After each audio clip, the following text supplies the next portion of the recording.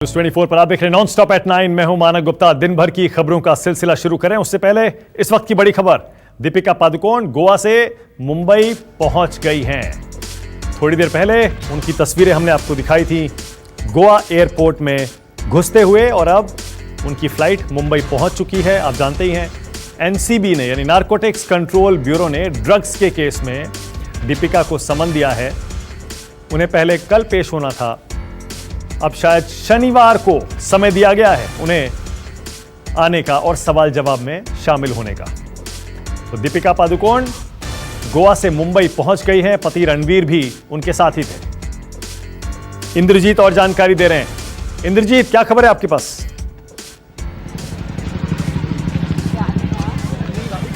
जी बिल्कुल, दीपिका पादुकोण गोवा से पहुंच चुकी हैं। एयरपोर्ट के अंदर उनकी जो फ्लाइट है वो लैंड कर चुकी है। आप देख रहे हैं कि जो गाड़ी है उनकी लग चुकी है। 2 गाड़ियां आई हैं। जो ये मेबैक है, ये गाड़ी में दीपिका पादुकोण और रणवीर जाएंगे। इसके अलावा जो बाकी लोग हैं, जो उनके साथ बाकी लोग हैं, वो दूसरी गाड़ी में जाएंगे। तो दोनों गाड़ियां जो वीवीआईपी लॉन्च है वहां पे लग चुकी हैं। आप देखिए जो जनरल एविएशन जो बोर्ड लगा हुआ है उसके ठीक नीचे ये दोनों गाड़ियां लगी हुई हैं, और यहीं से अब कुछ ही देर में दीपिका पादुकोण निकलने वाली हैं। और पूरी तैयारी आप देखिए किस तरह से यहाँ पे सिक्योरिटी के इंतजाम किए गए हैं। ये यहाँ का जो इस तरफ का रोड है वो बंद कर दिया गया है। इसके अलावा जो मीडिया है उसका भी काफ़ी जमावड़ा। आप देखिए कि सीआईएसएफ के जवान तैनात हैं।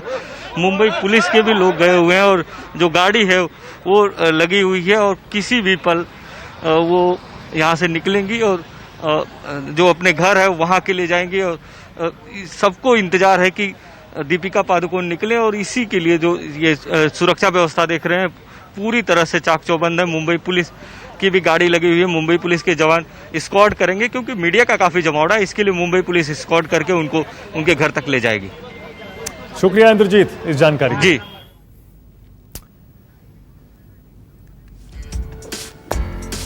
इंद्रजीत, हमारे साथ ही रहिएगा। जरा एक बार फिर से अपने दर्शकों को बता दें, दीपिका पादुकोण गोवा से मुंबई पहुंच गई हैं। शनिवार को उनसे पूछताछ होनी है, और आज ही उन्होंने अपने वकीलों से वीडियो कॉन्फ्रेंसिंग के जरिए सलाह मशवरा भी किया है, ऐसी भी खबर आई है। और पति रणवीर के साथ वो गोवा से मुंबई पहुंच गई हैं, और मुंबई एयरपोर्ट पर इस समय जैसा इंद्रजीत बता रहे हैं वो मौजूद हैं।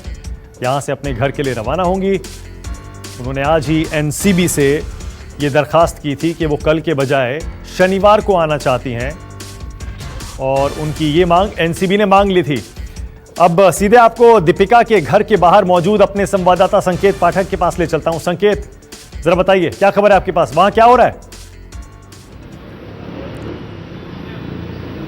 देखिए मानक, दीपिका पादुकोण की जो फ्लाइट है वो मुंबई में लैंड कर चुकी है, और उनके घर के बाहर भी इस वक्त हलचल तेज हो गई है। आपको मैं तस्वीरों में दिखाने की कोशिश करूंगा। ये आप देख सकते हैं, इसी इमारत की 26वीं मंजिल पर दीपिका पादुकोण रहती है, और बताया जा रहा है कि अब से कुछ ही देर बाद दीपिका अपने पति रणवीर के साथ मुंबई एयरपोर्ट से निकलकर यहां पर पहुंचेंगी। अगर मैं आपको दूरी की बात करूं तो करीब 11 से 12 किलोमीटर की दूरी है।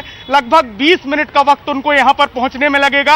और दूसरी जो जानकारी, अहम जानकारी यही है कि अब दीपिका से शनिवार को पूछताछ की जाएगी, क्योंकि एनसीबी ने कल उन्हें पूछताछ के लिए बुलाया था, लेकिन दीपिका ने शनिवार को आने की बात कही है। ऐसे में अब शनिवार को दीपिका पादुकोण और उनकी जो मैनेजर है करिश्मा, उनसे एनसीबी के दफ्तर में पूछताछ की जाएगी, क्योंकि जिस तरीके से करिश्मा और दीपिका की चैट सामने आई थी उसके बाद से ही ड्रग्स मामले में उनका नाम आया, और एनसीबी ने उन्हें समन दिया। और अब बताया जा रहा है कि कुछ ही समय में तकरीबन 20 से 25 मिनट का वक्त लग सकता है जब दीपिका अपने घर पर पहुंचेंगी, और लगातार वो वकीलों के संपर्क में है। और 2 दिन पहले भी उन्होंने गोवा में भी अपने वकीलों से संपर्क किया था, मुंबई में भी वकीलों से लगातार वो संपर्क में है। ऐसे में माना जा रहा है कि दीपिका पूरी तैयारी कर रही है, और कल का एक दिन का जो वक्त है वो इसीलिए लिया गया है ताकि वो एनसीबी के सवालों का किस तरीके से जवाब देना है उसकी तैयारी कर सके। और अब से कुछ ही मिनट में बताया जा रहा है कि दीपिका यहां पहुंचने वाली हैं। जी ओके संकेत, दीपिका के घर के बाहर मौजूद हैं, और जैसा आप देख रहे हैं वहाँ सिक्योरिटी काफ़ी सख्त कर दी गई है, क्योंकि उनको भी पता है कि इस समय पूरे के पूरे मीडिया की नज़रें उन पर हैं और उस सोसाइटी पर हैं जहाँ वो रहती हैं। संकेत दिखा रहे थे उसी बिल्डिंग में 26वें माले पर दीपिका रहती हैं। बाहर देखिए गेट बंद है, लेकिन बाहर मीडिया का जमावड़ा है। हलचल तेज़ हो गई है क्योंकि दीपिका मुंबई पहुँच चुकी हैं। अब मुंबई का एनसीबी के सवालों से सामना परसों यानी शनिवार को होना है। यह भी आपको फिर से बता दें, क्योंकि दिन भर अपडेट यही था कि एनसीबी ने जो उन्हें समन दिया है उसके मुताबिक उन्हें कल पेश होना है 25 तारीख को। लेकिन आज एनसीबी के समन का जवाब देते हुए दीपिका पादुकोण ने कहा कि वो जांच में सहयोग के लिए तैयार हैं, लेकिन वो कल के बजाय यानी शुक्रवार के बजाय शनिवार को पेश होने के लिए अब दीपिका पादुकोण की पूछताछ शनिवार को होगी। चलिए इस खबर पर नजर बनाए रखेंगे, लेकिन हमारे संवाददाता संकेत पाठक और इंद्रजीत हमारे साथ बने रहेंगे और जैसे ही कोई अपडेट होगा आपके सामने लेकर आएंगे। फिलहाल नॉनस्टॉप एट 9 का सिलसिला शुरू करते हैं। किसान बिल के विरोध में पंजाब के किसानों मजदूरों ने रेल ट्रैक पर कब्जा जमा लिया है। 3 दिन के रेल रोको आंदोलन के पहले दिन बरनाला में लोगों ने रेलवे लाइन पर ही टेंट लगा दिया। रेलवे ट्रैक पर डेरा डाले ये लोग किसान बिल को किसी भी सूरत में कबूलने को राजी नहीं है, तभी तो पटरी पर ही चौपाल लग गई है और बरनाला स्टेशन पर ही लंगर भी लग गया है। प्रदर्शनकारियों का कहना है कि ये बिल किसानों की मौत का बिल है और जब तक मोदी सरकार इस बिल को रद्द नहीं करती उनका आंदोलन जारी रहेगा। किसान पंजाब की अमरिंदर सरकार से भी नाराज है क्योंकि उनकी नजर में कैप्टन अमरिंदर सिंह ने भी बिल का पुरजोर विरोध नहीं किया, लेकिन सबसे ज्यादा गुस्सा मोदी सरकार पर फूट रहा है। ਆਰਡੀਨੈਂਸ ਨੇ ਜਿਹੜੇ ਮੌਤ ਦੇ ਬਰੰਟ ਲੈ ਕੇ ਆਏ ਨੇ, ਇਸੇ ਕਰਕੇ ਲੋਕਾਂ ਨੂੰ ਪੂਰੀ ਸਮਝ ਪਈ ਹੈ ਤੇ ਅੱਜ ਸਾਰੇ ਲੋਕ ਹਰ ਤਬਕਾ ਸਾਡੇ ਨਾਲ ਹੈ, ਚਾਹੇ ਸਟੂਡੈਂਟ ਨੇ ਚਾਹੇ ਮਤਲਬ ਕਿ ਆਮ ਸਾਡੇ ਪੜ੍ਹ ਕੇ ਬੱਚੇ ਨੇ ਜਿਹੜੇ ਬੇਰੁਜ਼ਗਾਰ ਨੇਗੇ, ਨੌਜਵਾਨ ਨੇ ਉਹ ਵੀ ਸਾਡੇ ਨਾਲ ਨੇ, ਮਾਮਾ ਭੈਣਾਂ ਵੀ ਸਾਡੇ ਨਾਲ ਨੇ। अखिल भारतीय किसान संघर्ष समन्वय समिति के आह्वान पर पंजाब के पटियाला और फिरोजपुर में भी लोगों ने रेल का चक्का जाम किया। किसानों ने बिल को वापस लिए जाने तक संघर्ष का ऐलान किया है। मोदी दी सेंटर सरकार मुर्दाबाद मुर्दाबाद, मोदी दी दिल्ली सरकार मुर्दाबाद मुर्दाबाद। सामने से सीटी बजाती ट्रेन आ रही है, लेकिन किसान मजदूरों का मोर्चा नारेबाजी में मशगूल है। लोगों को जान की परवाह नहीं है क्योंकि किसान बिल को ये लोग ट्रेन से बड़ा खतरा समझ रहे हैं। पंजाब के फिरोजपुर में कोई तामझाम भी नहीं, बिना टेंट और दरी के लोग रेलवे ट्रैक पर जमा हो गए। सबकी जुबान पर सरकार के खिलाफ नारे थे, किसान मजदूर एकता के नारे थे। काली भाजपा गठजोड़ ने जिहड़ी हरसिमरत कौर है या सुखबीर बादल है या दूजियां पार्टियां ने, इन्होंने सारे ने साइन किए हुए ने। जे सरकार पिछे नहीं हटूगी असीं आउण वाले दिनों दे विच संघर्ष होर तेज करांगे, चाहे साडे शीश लग जाण चाहे साडे शहीदियां हो जाण, असीं ये आर्डीनेंस हर हालत रद्द करा के हटांगे, पिछे नहीं हटांगे। ਸਰਕਾਰਾਂ ਬਿਲਕੁਲ ਮਿਲੀਆਂ ਹੋਈਆਂ ਸੀਗੀਆਂ, ਪਹਿਲਾਂ ਇਹੀ ਸਿਮਰੋ ਕਹਿ ਰਹੀ ਸੀਗੀ ਵੀ ਇਹ ਕਿਸਾਨਾਂ ਦੇ ਪੱਖ ਚ ਨੇ ਗਏ, ਪਰ ਜਦੋਂ ਸਾਡੇ ਕਿਸਾਨਾਂ ਨੇ ਜਾ ਕੇ ਧੌਣ ਤੇ ਗੋਡਾ ਧਰਿਆ ਤਾਂ ਉਹ ਖੇਖਣ ਕਰਕੇ ਆਈ ਹੈ, ਤਾਂ ਉਹ ਬਨੌਟੀ ਜਿਹੜਾ ਵਜ਼ੀਫਾ ਤੋਂ ਲਿਖ के दे के आई हैगी। बिल के विरोध में केंद्रीय मंत्रिमंडल से हरसिमरत कौर के इस्तीफे को भी ये लोग दिखावा बता रहे हैं। पंजाब में फिल्म कलाकार भी किसानों के गुस्से का शिकार हो रहे हैं। सबसे ज्यादा आक्रोश कंगना रनौत के खिलाफ फूट रहा है। मोदी सरकार मोदी सरकार दब के बेटा मैंने सुनिया। कंगना रनौत, सनी देओल और दिलेर मेहंदी भी अब पीएम मोदी की तरह किसानों के निशाने पर हैं। लोगों का आरोप है कि किसान बिल पर ये फिल्मी कलाकार सरकार की बोली बोल रहे हैं। जिस बिल से किसानों की किस्मत पर ग्रहण लगा है उसका विरोध करने वालों को ये कलाकार आतंकवादी कह रहे हैं।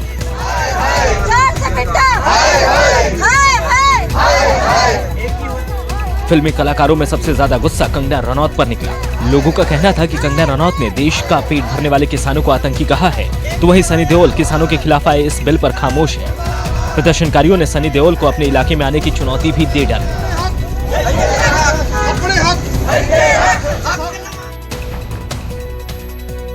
शिरोमणि अकाली दल सांसद और पूर्व केंद्रीय मंत्री हरसिमरत कौर बादल ने किसान बिल की वापसी तक दिल्ली से जंग का ऐलान कर दिया है, लेकिन आम आदमी पार्टी बादल परिवार को अवसरवादी बता रही है।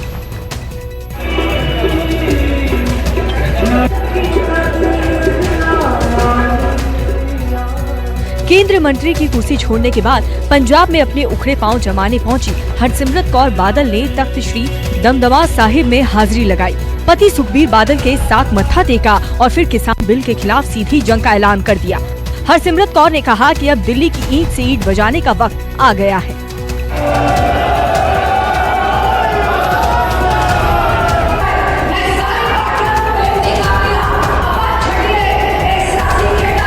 अकाली दल को पता है कि अगर दिल्ली में अपना दबदबा बनाए रखना है तो पहले पंजाब की खोई जमीन वापस पानी होगी, लेकिन मुख्य विपक्षी दल आम आदमी पार्टी को ये गवारा नहीं हुआ। जैसे ही बादल परिवार भटिंडा पहुंचा, पार्टी के कार्यकर्ता विरोध में नारेबाजी करने लगे। मुर्दाबाद मुर्दाबाद मुर्दाबाद मुर्दाबाद आम आदमी पार्टी का आरोप है कि बादल परिवार ने पहले इस काले कानून का समर्थन किया और जब जनता सड़कों पर उतरी तो दिखावे के लिए इस्तीफा दे दिया। पंजाब के मजदूर, पंजाब के किसान की तरफ से आज हमारा प्रोटेस्ट है और लगातार जारी रहेगा जब तक ये काले कानून जिन्होंने बनाए हैं, जब तक अपने काले कानून ये वापस नहीं ले जाते, जब तक पंजाब के साथ जो पॉलिटिक्स कर रहे हैं वो सियासत करनी बंद नहीं कर देते। हिमाचल कांग्रेस के प्रभारी राजीव शुक्ला ने किसान बिल को काला कानून करार दिया है। वरिष्ठ कांग्रेस नेता ने कांग्रेसियों से आह्वान किया कि वो इस बिल को वापस लिए जाने तक आंदोलन जारी रखें।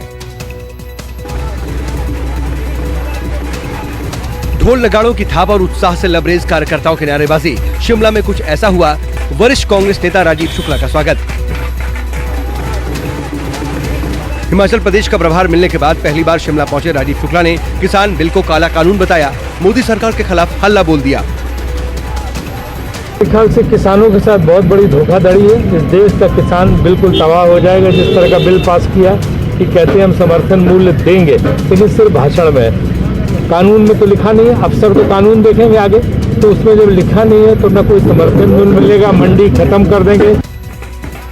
राजीव शुक्ला ने दो टूक कहा कि इस बिल से खेती किसानी करने वाले लोग तबाह हो जाएंगे, क्योंकि बड़ी बड़ी कंपनियां किसानों की फसल को औने पौने दाम में बेचने को मजबूर कर देंगी। राजीव शुक्ला ने चेतावनी दी कि अगर सरकार ने इस कानून को वापस नहीं किया तो कांग्रेसी कार्यकर्ता ईंट से ईंट बजा देंगे। किसान का जो उत्पादन है, जो भी जो है फसल, चाहे गेहूँ, बाजरा, चना जो भी पैदा करता है, सेब पैदा करता है, या जो भी यहाँ चीजें होती हैं हिमाचल में भी तो बाकी जगह भी, तो किसानों को उसका कोई मूल्य नहीं मिलेगा। हिमाचल प्रदेश कांग्रेस के प्रभारी राजीव शुक्ला ने दावा किया कि सूबे में कांग्रेसी एकजुट है। राजीव शुक्ला ने कार्यकर्ताओं से आह्वान किया कि वो आने वाले चुनावों में 100% जीत का लक्ष्य लेकर चलें, क्योंकि हिमाचल का विकास तभी होगा जब सूबे में कांग्रेस की सरकार बनेगी। नमस्कार, मैं हूं मानक गुप्ता। अगर आपको हमारा ये वीडियो पसंद आया हो तो इसे लाइक और शेयर जरूर करें, और हाँ, हमें सब्सक्राइब और फॉलो करना ना भूलें ताकि आप देश और दुनिया की कोई खबर मिस ना करें।